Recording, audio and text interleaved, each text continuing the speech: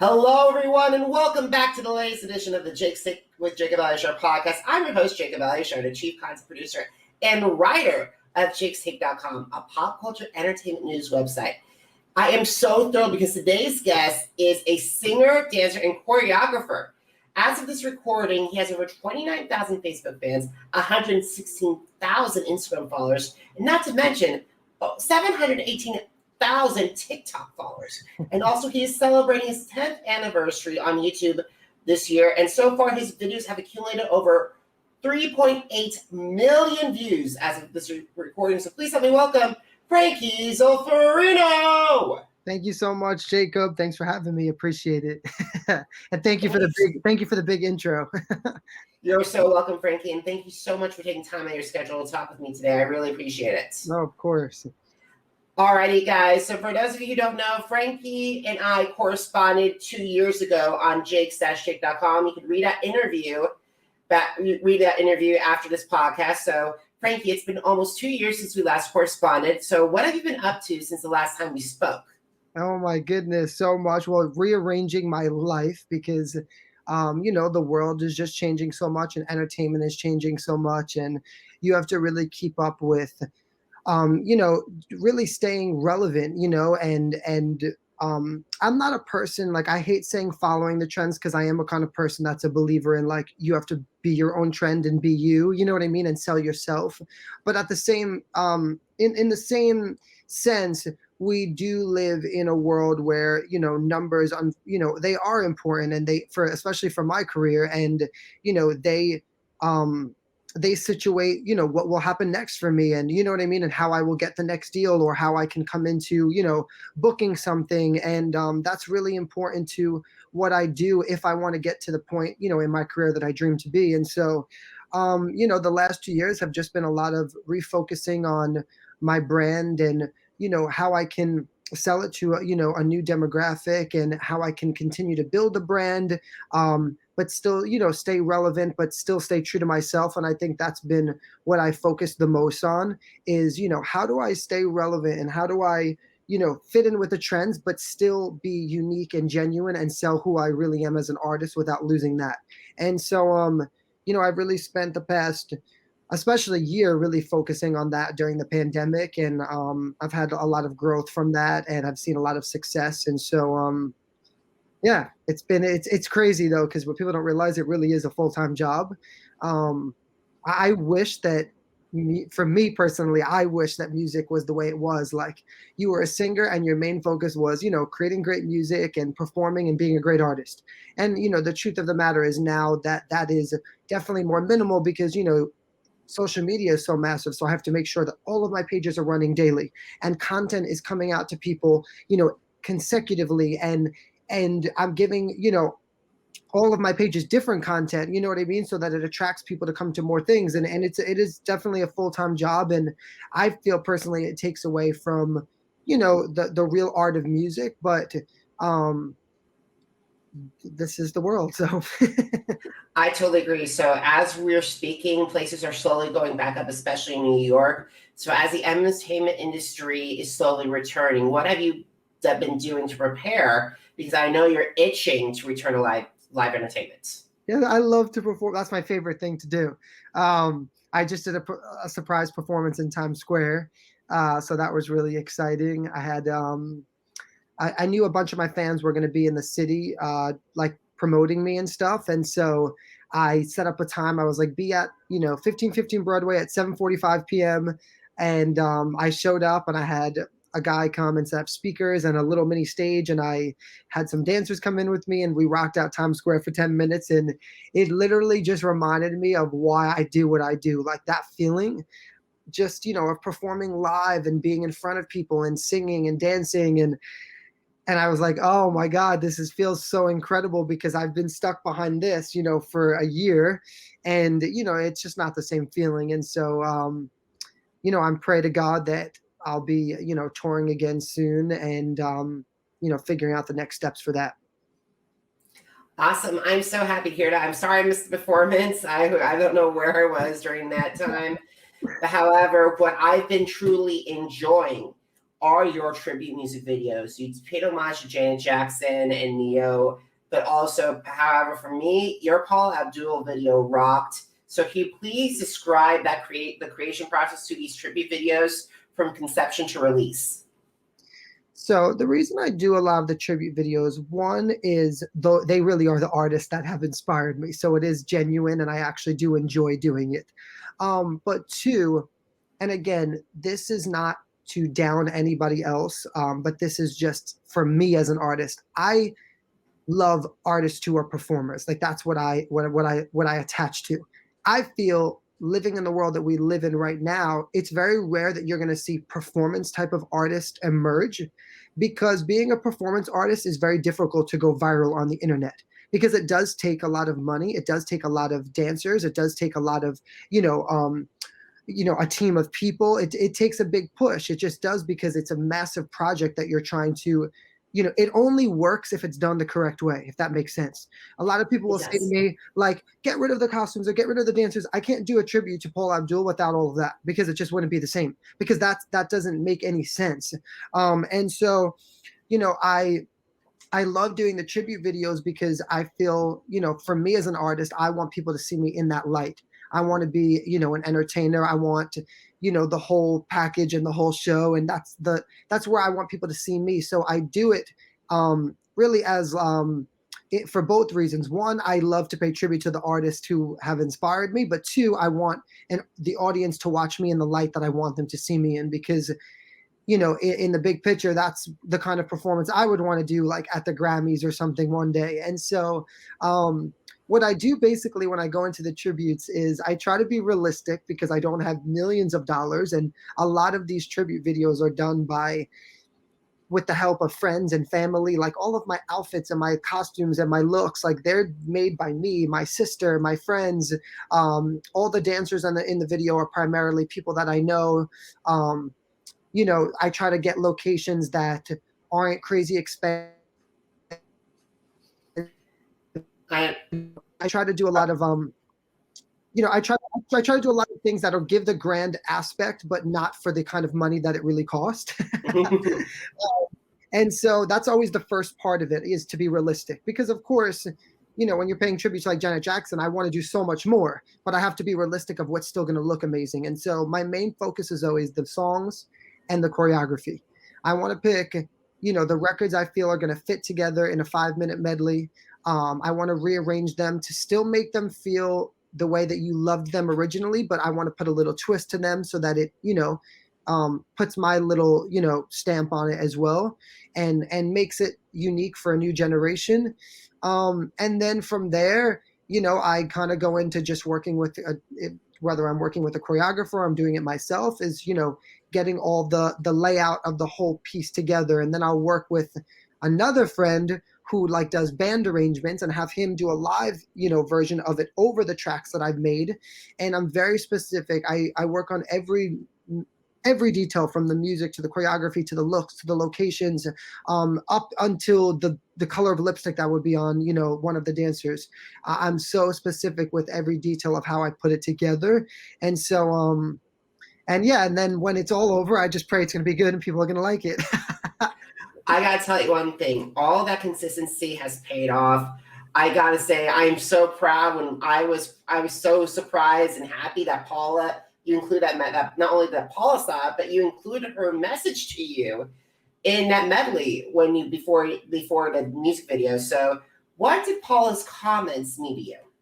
Well, I'll tell you the truth. So I shot a 30-second TikTok video for Paula Abdul, and they reached out to me after that about doing this medley. So I always knew the whole time when I was making this medley that I had her support on it, because her team had reached out to me.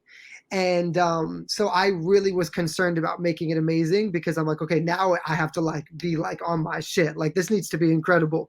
And I sent them over the video and they were like, oh my God, she loves it. She's freaking out. And when she sent me back the comment, the video, it did mean a lot to me, because, you have to remember, like when I was, a 12, 13-year-old kid, dancing before, guys dancing was even really popular.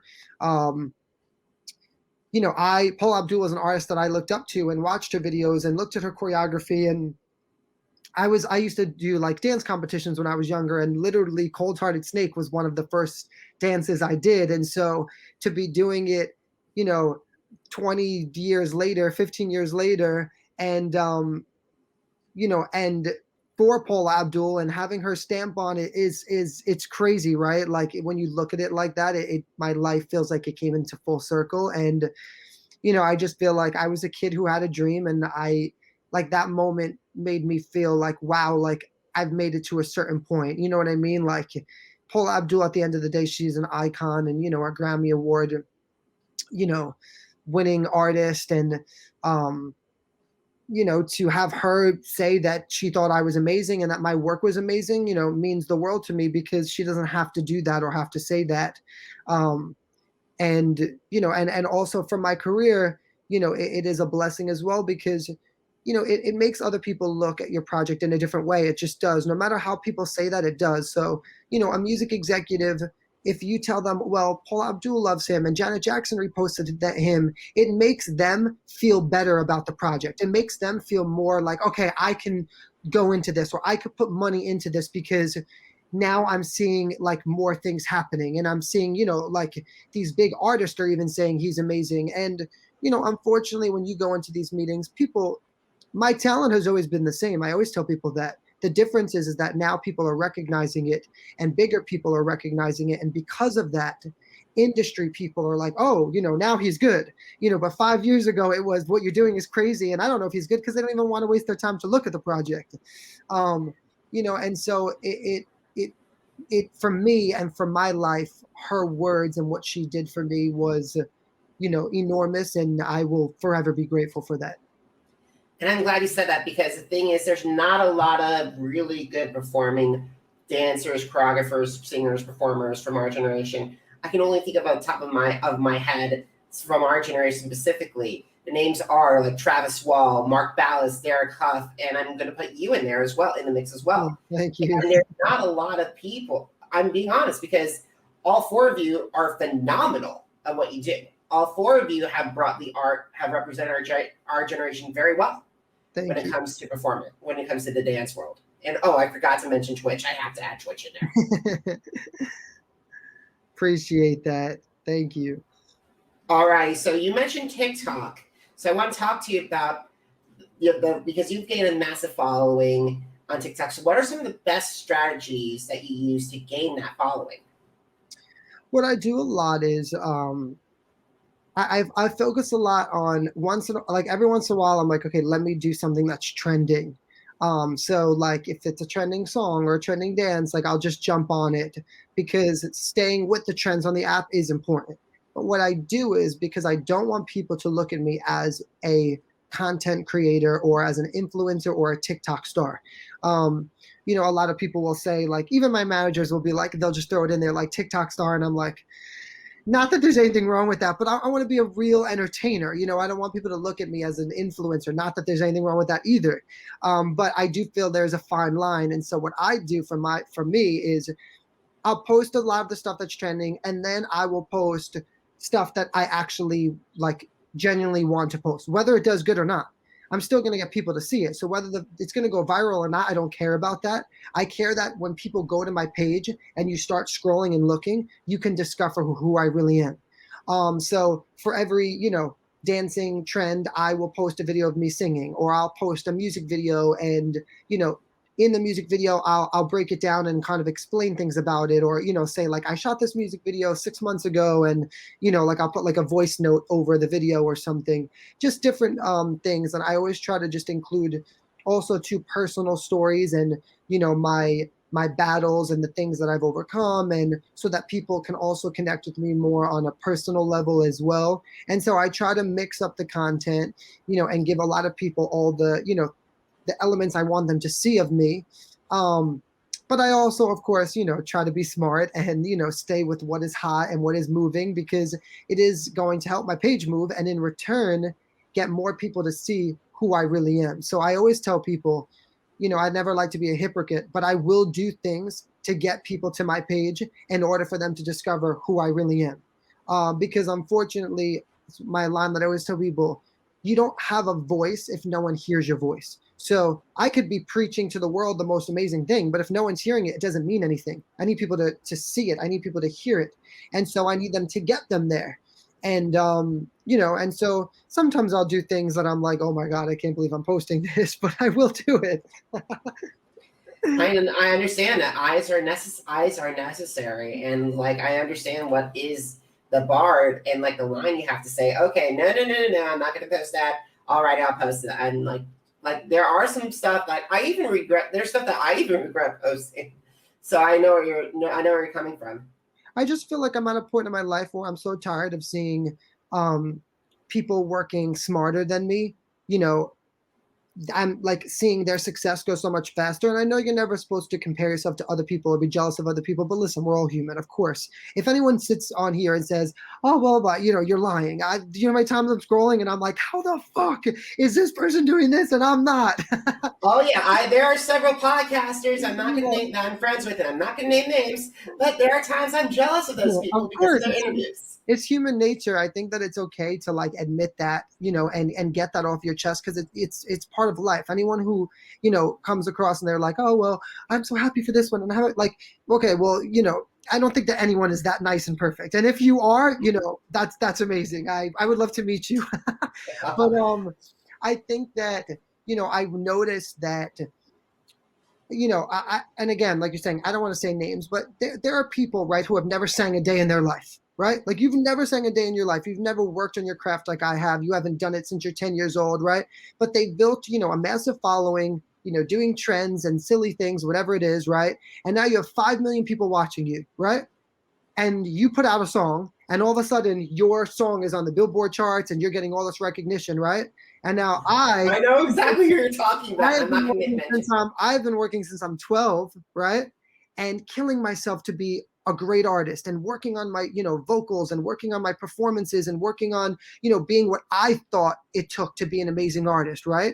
And what happened was, because I wasn't online or because I wasn't smarter, right? I was, never getting to that next point. And so I realized, that no matter how much I tell myself, well, I was raised this way and I was raised to believe in this, and I can't fight myself a changing world. I can't do that. Like I can't do that by myself. And, I'm never going to get to the point where I can speak my truth or say the things I want to say if I don't have a platform to do it. So I have to do certain things to get to where I need to be in the world that we live in right now, because, the truth of the matter is that no big entertainers, everyone just wants to be relevant. It's very rare you're going to find people go out and say the real truth of how they feel. That everyone is just dying to stay relevant. Everyone is dying to make sure that they book their next job. Everyone is doing whatever it takes, you know what I mean, to stay current, because they're seeing how scary things are changing. And in one minute you're here and the next minute you're here. And that's literally how this career is right now, because, everyone has the ability right now, to make it. It doesn't even matter if you're talented or not. We have one click of a button and you can go online and post all day and post whatever you want, and billions of people can possibly see that. And, that's the kind of world that we're living in right now. There is no separation between like, I'm an influencer or I'm a performer and I am an artist. We're all like in the same kind of thing together now. It's one big kind of, circle of it. And so, as I've realized that more and more, I was kind of just like, I need to do what I've got to do to get where, I want to be in this career. And I have to be smarter and stop working so hard and work smarter, because that was my biggest mistake. It really was. I agree. We all have to work smarter. I definitely agree with you on that. I've got to talk to you about your covers, because Sam Smith's Too Good to Goodbyes, Adele's Hello, and then the Michael Jackson's Your Simplest to Cover, Michael Jackson's Man in the Mirror, I really enjoyed those covers. So do you enjoy those covers? I love doing I do love doing covers, actually. A lot of people, I don't like to do them too much because, again, of course, I want people to remember me for my songs and not for me singing someone else's. And that's also I tell people like a fine line is that you also don't want to be people to consider you a cover artist. So like you have to worry about that as well. But if we don't sing covers, right, like how do you get people to discover who you are, right? Because no one's going to search Frankie Zulferino hit that, but they will search Michael Jackson Man in the Mirror and maybe my video will come up. And so of course, again, I do that for both reasons, but I do always pick songs that I genuinely want to sing. I would sing covers every day because there's so many songs I love and so many songs I'd love to put my own spin on and do renditions of. But that does take time and money as well. And so I try to like, just do it enough, but not too much. I totally agree with you on that. You mentioned Hit That. I gotta talk to you about that. It's a collaboration with the Universal Group recording artist Melii. And can you describe the story behind the song to my audience? With what? How the song came to be. So basically, when I went to the studio, I was pretty like adamant about what I wanted. I had a bunch of ballads already recorded, like that I could have put out. I have so many songs on my computer, you can't even imagine that I'm just saving. But I wanted the first one. I waited a year to release original music because I didn't want to put out anything last year that was original during COVID. So I waited a year and I was like, it's time. But I was just like, this is what I felt like. There's really like no pop music, right? There's pop music, but it's really like sad and dark or super vibey. And then there's, a lot of like rap and R&B records, right? But there's really no like happy kind of songs or, just something that the frequency is high, that just makes you feel good, that makes you want to dance. And that was imperative for me. And I wanted to do something that was heavy on the drums, like late 80s, early 90s inspired. And because I love to dance, and that always is like important to me to have a record that I could still perform to. And so I went to the studio and I gave them a bunch of references of like songs from the late 80s, early 90s that, I loved. Like I remember being in the studio, I was playing Whitney Houston's So Emotional. And I just kept saying to them, this is the energy I want. I want people to feel happy. Too much darkness, too much sadness. Everybody is so, political, and everybody is so, like just, like, and angry, and everyone is just fighting with each other and going back and forth. That's literally all you see. And I'm like, I want to bring people together. I don't want to make the record. I don't want it to be controversial. I don't want it to be, I just want people to be happy when they hear it. I want you to play it in your car and turn it up and have a good time and put your windows down and put your hands in the air, and just forget everything else and just be happy. And so we went into the studio. That's really was the, what I was focused on. And then we started building the track, and I wanted the song to kind of be about dancing still. So that's where Hit That came in, the way you hit that move, watch me hit that too. Kind of like dancing with somebody. And so, and that's basically how it happened. Awesome. So I was listening to a song and I really like it. And it reminded me so much of when the first time I listened to Bruno Mars and Cardi B's Finesse remix. A lot of people say that. Because it has awesome. Like that like 90s kind of vibe, and it's funny because that wasn't one of the references when I was doing it. But when we added the rap to it, it literally, everybody was like, oh my God, this reminds me of like a, of a Finesse vibe, which makes me so happy, trust me, because I love Bruno Mars. He's one of my favorite artists. I think he's absolutely exceptional, hands down one of the best artists of this generation, vocally, performance, just a massive idol. And I think that I literally think he's incredible. So to have my record even in that land or people compare it to that is an honor to me. I totally agree. Bruno Mars is one of our generation's best when it comes to all-around performers.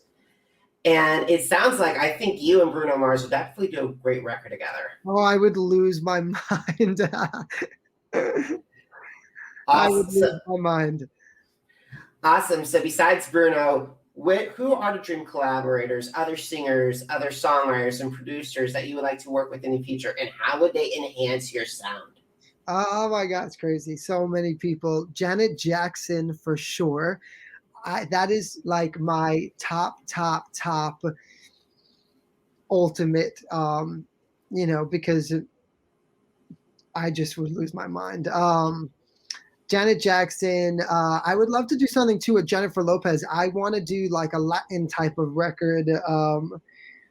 I think that would be super fun, and I would love to like branch into that market because I love Latin music and stuff, and so I think that would be amazing too. As far as like producers, it's so funny because I'm always like, two of the main producers that would be a dream for me to work with would be Jimmy Jam and Terry Lewis, who did all of Janet's records. And so, because that is my vibe and essence and what I love so much. So that would be a ultimate dream and collaboration to be able to get into the studio with them one day. I can see that happening because Jimmy Jam and Terry Lewis did a phenomenal job. I would love to see you and Jan do Black Cat justice. Same. I think that they understand what I want, and that's very difficult for a lot of producers now, because a lot of producers now, everything's done on the computer, and I understand because they everything is a little bit more vibey and turned down, and I want to turn everything up. I want everything to push up. I want to bump everything. I want everything to rock. I want it to be explosive. I want horns in my records. Because I love, I love that feeling. And so that would be a dream come true for me.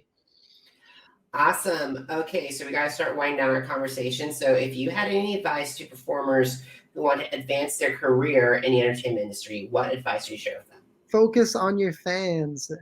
Focus on building a real, true, genuine fan base.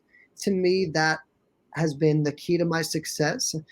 At the end of the day, I use this line all the time. No music industry exec, right? You could tag music industry execs in every one of your posts. You can say, sign me, sign me, sign me, sign me, sign me, right? But in the real picture, there's power in numbers. And having people behind you is way more powerful than having one person in front of you. And so, I always tell people you got to focus on building fans, because why would you put out music if you don't have people to listen to it, right? Mm-hmm. Why now? Because if there's no one to watch it, and who's coming to see your concert, and who's going to buy your merchandise?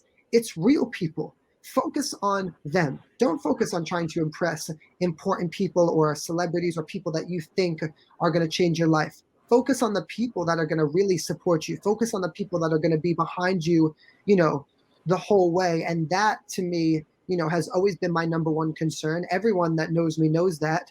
I fight with so many people about it because I'm like, no, I'd rather do this. And they're like, why? I'm like, because it's more important to do this live with my fans than to do that. And they're like, I think that's crazy. And I'm like, I don't. And I, believe that a lot of my success has come from having an incredible fan base and incredible support behind me. And it's also changed people's views on me. It really has. Everyone that has said to me, what you're doing is crazy. What you're going to do is never going to work. What you're trying to sell is old. It's retired. People don't want that. Everybody's starting to change their tune, because as my numbers are growing and as the people behind me are saying, no, this is what I want, I have more power now than they do, because I'm like, okay, well, I don't know what to tell you, because the 700,000 people behind me are all saying that they're in for this. So, I'd rather, for me at least, that's, been the most important thing. And I believe the key to my success, is building a true, genuine fan base. Awesome. Now, this is the most important part of our conversation. Where can my audience find your music and also connect with you via social media? So you can find all of my music on Spotify, iTunes, I think Amazon, everywhere. You just literally search my name, Frankie Zulferino. And then all of my outlets, like my TikTok, my Instagram, is at FJ Zulferino, because my full name doesn't fit. So you could find my socials on there. And and you could search me on YouTube. Just type my name in and you'll find all my videos, and I hope everyone likes them. Awesome, guys. If you missed an episode of the Jake Stick with Jacob Elyachar Podcast, head to Apple Podcasts, Google Podcasts, Spotify, and Spreaker. Just type in Jake's Take with Jacob Elyachar, JACOB Also, are you on social media? Because I'm on social media too. Head over to my Facebook, Instagram, Twitter, and YouTube pages. Just type in once again, Jacob Elyachar, JACOB It's been 2021 has been a huge year for me, Frankie, because it is Jake's Take's 10th anniversary. That's amazing. Absolutely incredible. Thank you so much. To read my original interview with Frankie and also more reviews on some of my takes on Frankie's music, head over to jakestake.com. And guys, please consider heading to PayPal to help keep Jake's Take and my platform up and running. I'm the only person doing everything, including arranging the interviews, writing the questions, editing the videos, editing the audio, everything. So every bit matters. Now, if you can't do that, I would always love a subscribe and a like and a 5-star review on whatever podcast platform you have. Frankie, I am so proud of all the success that you have had and will have as you begin this next chapter of your career. Thank you, Jacob. And listen, have a safe move and wishing you the absolute best and bigger things to come. Absolutely, guys. Thank you so much for watching. Thank you so much for listening. Until next time.